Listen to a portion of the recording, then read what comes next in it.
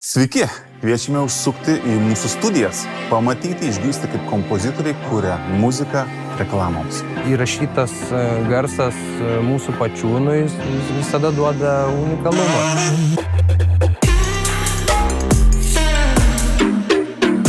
Kinematografinis garsas tam intro labai tiko. Dėl to pasirinkome tokius visokius droninius, gitarinius, arpedžio elementus. Turbūt gražiausi darbai ir gaunasi, kai susijungia daugiau protų negu kad vienas. Truputėlį daugiau gyvybės.